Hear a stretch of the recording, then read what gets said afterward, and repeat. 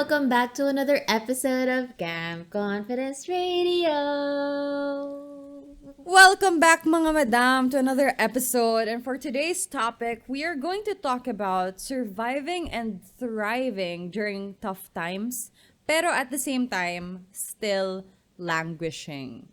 So ano nga ba yung languishing, Madam Rizza? Can you give us a brief paalala? Ano nga ba yung languishing? What's that feeling? So, languishing is, ang definition niya is failing to make progress or be successful.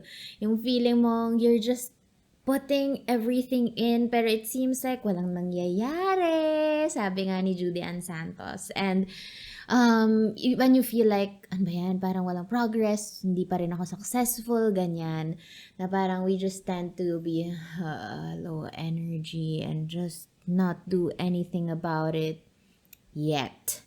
But how do we actually move past that? Yan ang pag-uusapan natin today, Madam Ayn, which is very timely as well kasi ngayong Q4 alam naman po natin as of filming ng podcast na to is November Q4 ng 2022. So ano ba? I know it's crazy busy with business, with life, with content creation work, etc. Pero Holidays. paano? And holidays. How do we survive that? How do we move past that? Yan. Exciting. I'm so excited kasi languishing, I feel like, is a very common thing that we all experience. However, we won't admit it publicly because it doesn't seem like parang hindi siya masyado on brand. But it's a very common human thing that we go through. So, yun yung pag-uusapan natin today and what we are trying to do to get past our point of languishing. But before that, guys, konting segue.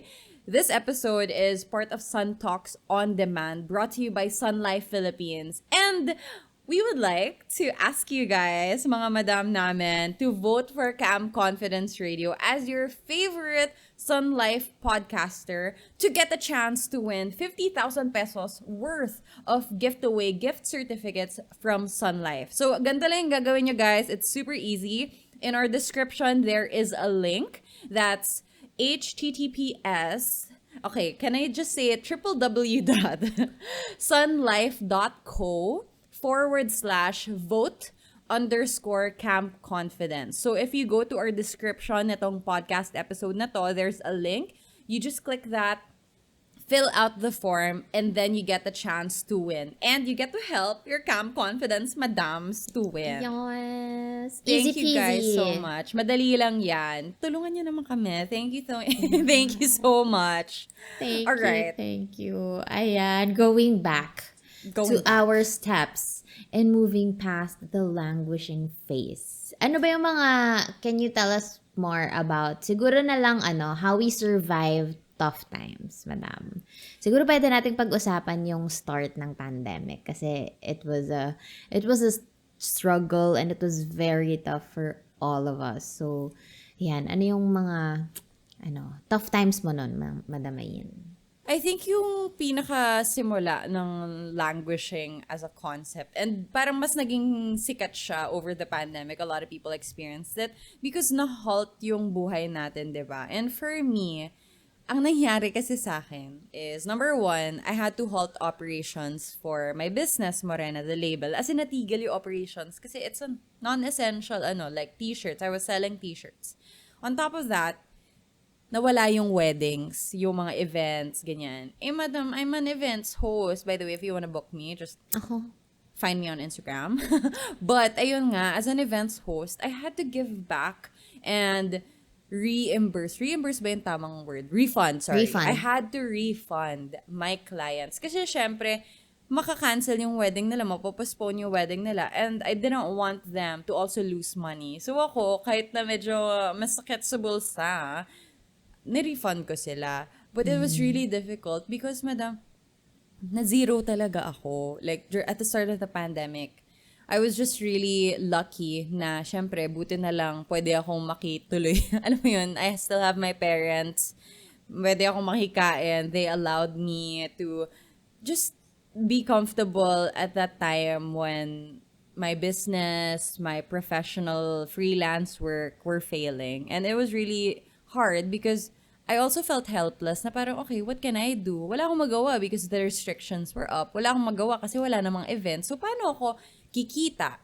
And there was a phase na hindi ko alam gagawin ko. And ang pinaka naging action ko nun was to, number one, take a step back and see kung ano yung mga opportunities ko. And number two, update my skill set. Yun yung time na nagbasa ako na 7 Habits of Highly Effective People. Kasi wala na ako ibang magawa. As in like, the only thing I could do was open this book that I've had for the longest time, pero hindi ko pa siya nababasa. Ando lang siya sa bookshelf ko. But then I thought, okay, wala na akong trabaho. Wala akong business.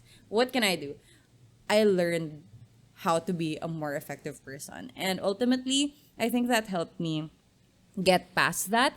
And it's continuing to help me through this phase na kahit na, yes, things are opening up, things are definitely different for me as a content creator and host, but yung mga natutunan ko nun during my very intense languishing phase at the beginning of the pandemic, nagagamit ko pa rin siya today and hindi siya nag-expire. Yung learning, hindi siya nag-expire. So, ayun. That's why I love that book so much. It really carried me out through the worst times.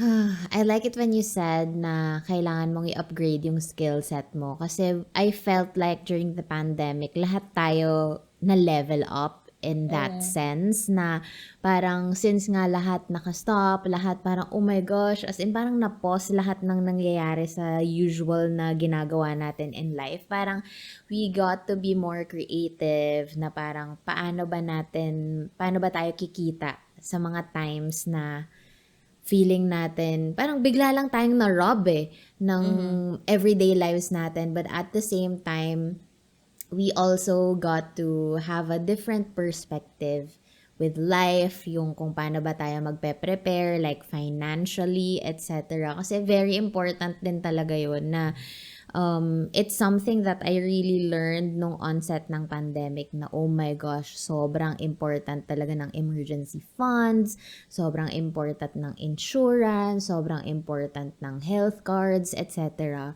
Ako naman, nung pandemic, madam, sobrang as in, I was faced with so much stress and worries kasi syempre maraming uncertainties. Nung time na yon, I think we were parang mga 20, ilan bang staff ko nun? Siguro mga 50 plus on top of my head. Tapos, iniisip ko, oh my gosh, kung magsa-stop yung operations, paano? Paano ko mapupunan yung need ng families ng mga tao ko? 'Di ba? Kasi since halos lahat ng mga staff ko breadwinners So, nung time na yon, nasa akin yung pressure na, oh my gosh, kailangan kong kumita. Kailangan kong mabigyan ng trabaho tong mga to. Na hindi ko sila pwedeng masisante or hindi ko sila pwedeng, sige, since wala namang project, di na lang, babay na lang. Kasi parang it was my moral compass as well na sabi ko hindi, kahit matouch ko yung funds ko, it's not a good business advice by the way. Pero yun nga, nung time na yun, na-touch ko yung funds ko, ganyan, yung savings namin ni Josh, ganyan. Pero kasi sabi namin na bahala nang kami yung maapektuhan, wag lang yung mga tao namin. So, siguro parang a couple of weeks yun na hindi kami nakapag-operate and we still paid them their salaries kasi nga hindi kaya ng konsensya ko na hindi mabigay sa kanila yung dapat, and I know na kailangan din nila yung pera. Pero nung after a couple of weeks, buta nag-ease, parang na-categorize yung skincare as essential. So I was able to, oh my gosh, buti na lang. So ang nangyari nun, yung mga employees ko, hinouse ko sila sa isang bahay. I rented a house para tapos may shuttle din sila to and fro sa work. Tapos, syempre, additional expense siya, pero wala akong magagawa. Kaya we needed to operate para din syempre, mabigyan ko pa rin sila ng livelihood. And hindi ko sobrang alam ko din yung mga stress na gino-go through ng mga businesses, lalo yung mga as in super nag-stop. Like, say for example, salons or Yes. events. Ganyan. So, nung time na yon, dun talaga na-magnify na parang kailangan kong maging handa just in case this happens. Kasi nung time na yon, wala pa naman akong emergency funds for the business ha. Wala pa akong, kasi sabi nila dapat your emergency fund dapat at least 6 months na operation. Na just in case hindi mag-operate yung business mo for 6 months, dapat meron kang panggastos for your operations. So, Yeah. nung time na yon, since nga parang nagiging better pa lang yung LANA-PH,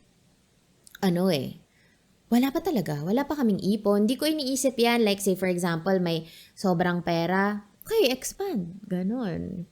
Go. Pero wala kaming emergency funds that time. So, dun talaga naisip ko na kailangan nating maging handa. Ayun. Pero, speaking of being handa, how do we, let's give tips, madam, on how we actually safeguard ourselves and our businesses. Yeah, I Moving think forward. Nung paano ba natin siya na if halimbawa, like, knock on wood, if that thing ever happens again, or if we encounter something similar na we would have to go through tough times talaga for our business, ito yung sana ginawa ko. I think ito yung sana ito yung meron ako before. And hopefully, guys, through these tips, magawa niyo rin siya for your business, for your personal finances. Kasi we never know what's gonna happen in the future. We never know what's ahead of us. So, mas mabuti na talagang handa tayo lagi. Handa tayo in terms of our mental health, handa tayo in terms of our emotional capacity, our health, but most importantly, yung resources natin. And that's finance talaga. So, the first one I wish I did when I was starting my business. Kasi, I mean, at that point, hindi naman bago yung Morena the label. However, ako, I felt like a kid. You know, I was doing it by myself. So, akala ko hindi ko kailangan ng mga ganyan. Kasi ako lang naman. And one other person, si Simon pa lang yung employee ko noon. And he was part-time pa lang. So, parang ako, I thought, I don't need to worry about that. Pero, nagising ako sa katotohanan during the pandemic when I had to stop operations. And biglang, oops, zero, literally zero in my bank account. So, the first one is to have an emergency fund, which you mentioned earlier, madam, like cash cushion talaga for personal use and for business use. And when I say personal and business, ibig sabihin magkahiwalay talaga yung funds na yun. Like they should not be in the same place. Kasi it's hard to like visualize how much money your business has if you're also using it for your personal use. Even if you are a sole proprietor, even though na ikaw lang naman yung empleyado, kailangan may separate funds and emergency fund yung business. Kasi iba yung overhead expenses nun.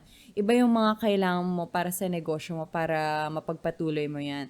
So, kung uulitin ko yung nangyari, nakahiwalay yung pera ko for hosting, for personal mga chuchu ko, yung mga kita ko personally, and yung negosyo na, na sinisimulan kong itayo nung mga panahon na yon. Sana talaga magkahiwalay sila at sana pareha sila may funds para hindi ako natenga. Correct. And can I also just add on to that na create several accounts para sa personal life nyo and sa business nyo. Sinasabi ko to sa inyo ngayon kasi I've been there. Kasi parang dati nasa iisang account lang lahat ng mga businesses. So, I advise na iba-ibang bank account yan kasi hindi nyo alam kung saang business. Kunwari, parang alam nyo, wow, may business ako pero bakit parang wala pa rin akong pera?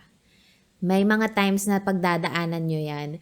Tapos, kapag hindi naka-separate ang bank accounts mo, hindi mo ma-identify kung okay, saan ba yung leak? Saan ba yung business na lugi na? Saan ba yung business na kailangan ko ng i-cut?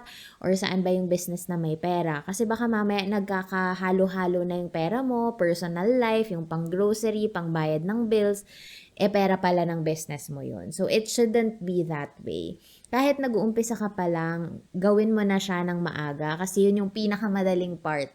Yung pag ginawa niyo siya ng maaga. I know nakakatamad, pero kailangan niyo siyang gawin para hindi na sumakit yung ulo niyo in the future. Alam ko yan kasi nangyari sa akin yan, wag niyo na akong gayahin. Totoo yan, madam. Tsaka, you don't know, like, for example, if you only operate from one account, dun ka gagastos, dun ka kikita. So, parang, saan ang galing? Saan pupunta? It's not easy to identify. So, might as well just, like, put it in separate places so you don't have to have that headache.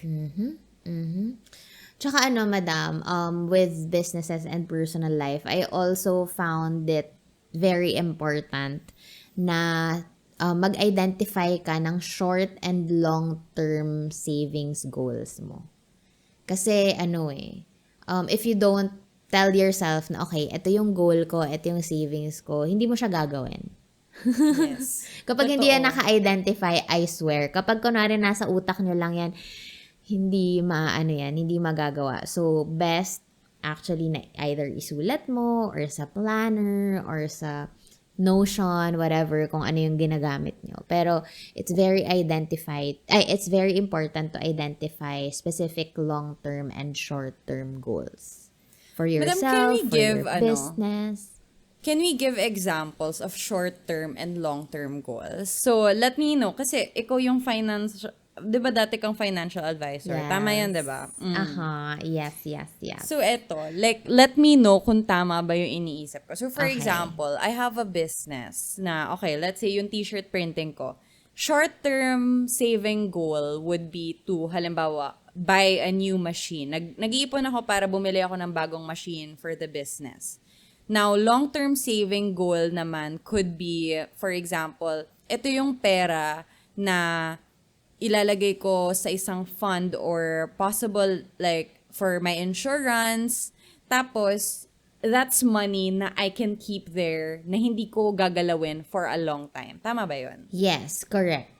Another example would be for your personal life naman could be a short-term savings goals would be kunwari I'm going to Siargao on December. Mag-iipon na ako ng January pa lang. Ganon. Okay. So that's short-term goal. Long-term savings goals naman is say for example, I'm getting this insurance or I'm planning this savings account for my retirement.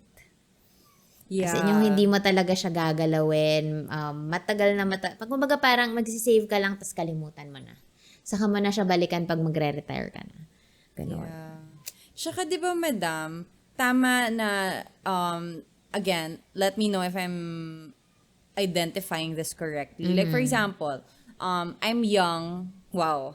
I'm in my 20s. We are young. Yeah. So, yan. I'm in my 20s. Tapos, I have money that I can set aside. And I want my money to grow. So, I can get an insurance plan that will allow me to grow my savings para, let's say, 30 years in the future, that money will either grow, I can use it for real estate. Halimbawa, biglang kailangan kong pan-down payment. Alam mo yun, yung mga big Yes. purchases when you're much older. Pero when you're younger, this is excess. Parang, okay, I have enough na, okay, should I spend it on this na makukuha ko like next year? Halimbawa, like a travel fund, ganyan. Or, can I put this into my insurance plan and then later on in the future, for my retirement, meron akong aasahan? Is that like how it is? Tama ba yung Yes. pagkakaintindi ko dun? Yes. Okay. Correct siya. That's one of the products din. May products ng insurances. So with Sun Life, meron din silang ganon. So meron silang health protection, merong savings protection, merong yung preparing for life milestones. Meron din mga business owner insurance packages, mga investment-linked insurance funds. Yan yung sinasabi mo kanina, madam, na mag-grow yung money mo, then you can get it for your retirement, ganyan. Pero it's always best to talk to a financial advisor for this kasi it can be customizable kasi minsan siya intimidating for us. Oh my god, insurance baka mahal. Pero mga madam, the younger you are, mas mura ang ibabayad nyo monthly. So I highly encourage you guys to get your plans as of the moment. Kasi ngayon, may isip na, bata pa naman ako, I don't need a health insurance plan or a retirement plan. But it's the smart thing to do. You have to be prepared for especially kapag breadwinner ka, madam. Kasi, kung ikaw lang ang taong nagdadala ng pera sa pamilya mo, knock on wood, wag naman sana. Pero what if may mangyari sa'yo? Paano naman yung pamilya mo? What if magkasakit ka? Sinong magbabayad ng pang-bills mo sa hospital, di ba? So, I mean, ayoko manakot, pero this is just being ready with, yun nga, again, safeguarding ourselves and our businesses just in case may mangyari. Ganon. So, yun. And I also like na, we also have the power to adjust our budget to focus on the big picture. Kasi, I remember, like, again, nakwento ko na with my mango shake story, diba? I really had a problem with my personal finance. I didn't know what to do. I wasn't very financially literate. So, nung nalaman ko na, okay, I have the power to adjust how I spend and how I budget in order to allot for the future, na natutunan ko na I wish nung mas bata pa ako, ginawa ko to. Na, when I was a salaried employee, like, I could allot funds for my long-term savings goals, like my investments, my retirement, para lumalaki yung pera ko. Also, pagka nangyari yung nangyari, halimbawa, during the start of the pandemic, sana meron akong naitabi. Pero wala akong naitabi, guys. Wala akong naitabi during that time. That's why I am so committed to doing better because I never wanna deal with that again. Parang, there's a way naman na ma-safeguard, there's a way para pangalagaan yung pinaghirapan natin. So why not do it, right? Totoo. Savings, savings, savings. And it's about high time na we get to be informed with these kinds of financial education din. Kasi kailangan din talaga natin yun. Parang, I know nakakatamad. I know parang, feeling natin dagdag expense siya for us. Pero it's really not. It's an investment for your future. Usually kasi kapag bata ka pa, parang neglect mo na, di ko pa yan kailangan. Di pa naman na magkakasakit eh. But what if? Right? Yeah. So, ayun. Kaya it's really best that I can recommend that you go to Sun Life's website. That's sunlife.com.ph. Again, marami silang iba-ibang insurance plans. Merong for life milestones, business owner insurance packages, investment linked. But again, it's still best to talk to a professional financial advisor, mga madam. Yes. Also, you can get a quote online dun sa website. There's an option there. Yung business owner insurance, madam, that's something that really caught my eye because wala ako nun. So, that's something that I need to look into. That's one thing that I need to look into because I already have like health protection, investment link, pero yung para sa negosyo ko, kasi it's, again, a different entity. Kanina, we were talking about like how, when we have savings, diba? Personal savings, business savings. The same way, I think that's something that I need to do. Oh my gosh, thank you for the reminder, Sun Thank you, Life. Sun Life. Kailangan ko ng business owner insurance package. Kasi dalawa yung negosyo ko. Ang laki ng kapital na nilabas for Kayu Beauty.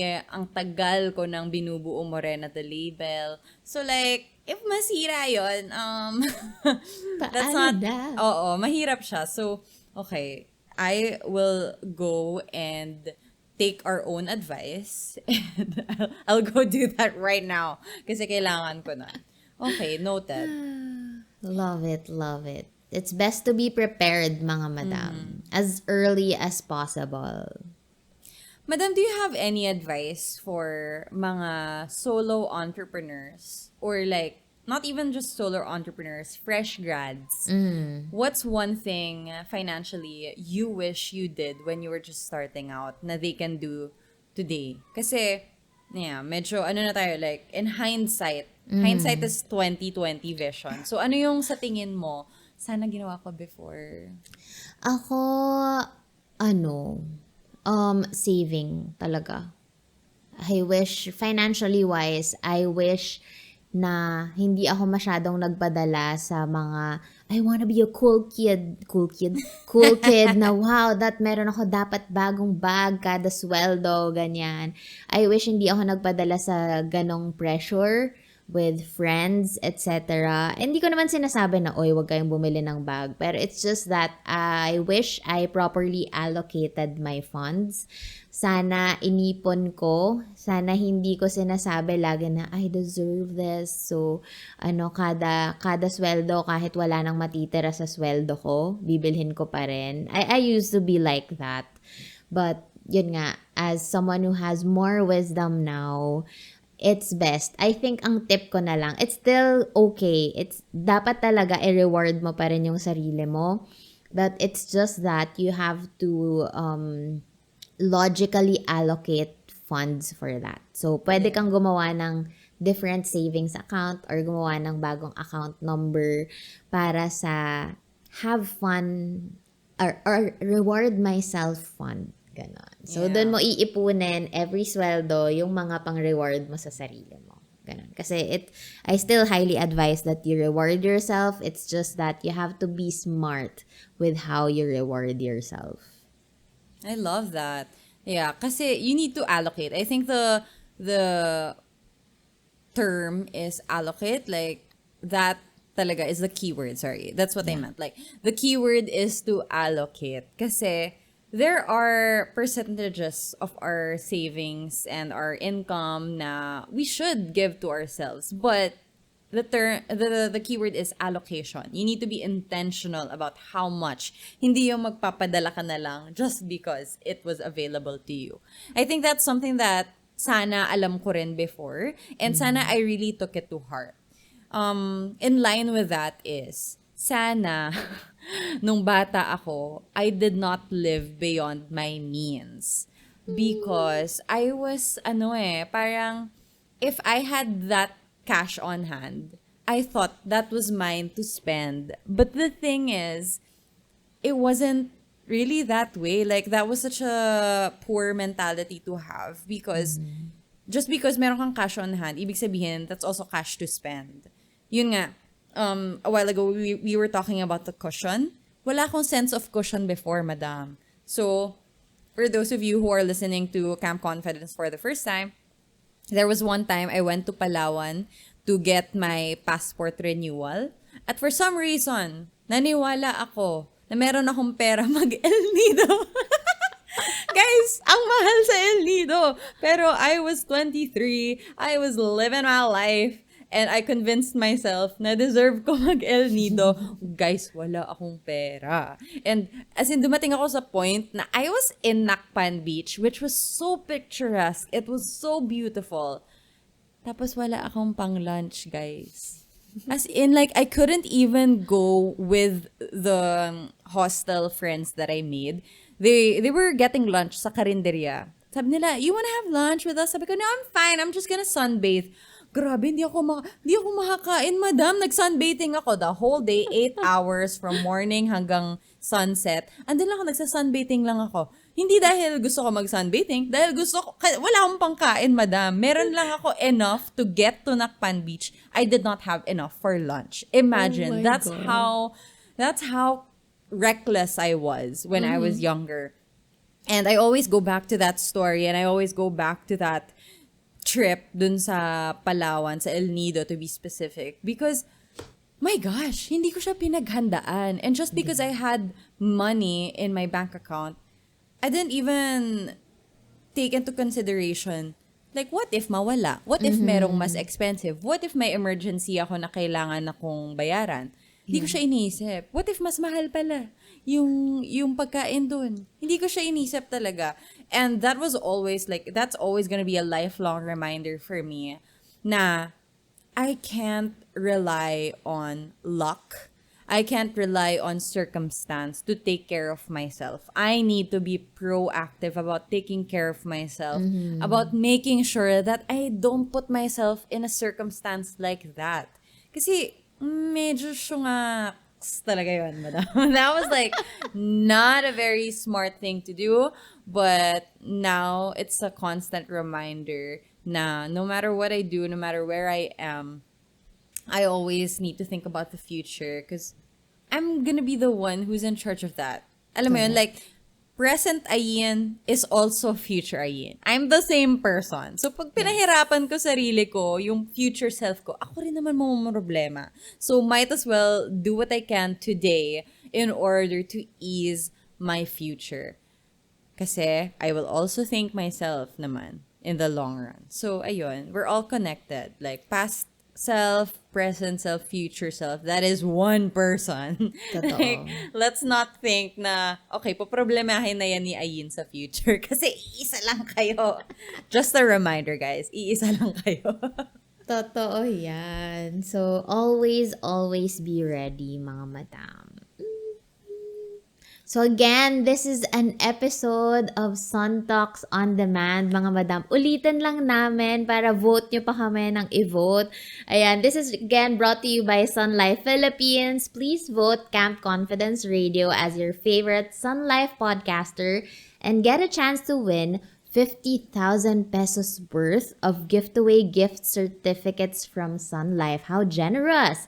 Again, so, ayan, cast your vote on this link. Andito yan sa description box namin, www.sunlife.co/vote_Camp Confidence. And check out at @sunlife.ph on Facebook and Instagram for updates. Lagay nyo na rin yung hashtag natin, hashtag #SunLifePartnerForLife, hashtag #SunTalksOnDemand. Tapos tag nyo na rin kami at Camp Confidence Radio, at Ayn Bernos, at Rizza Lana. And of course, syempre, vote nyo rin kami sa Spotify. Minimum 5 stars. Thank you so much, mga madam, and I hope that you learned a little bit today about finance. I hope you get past your languishing phase, and I hope that we can all safeguard ourselves for the future. Thank you so much for listening, and we hope to see you on the next one. Bye, mga madam!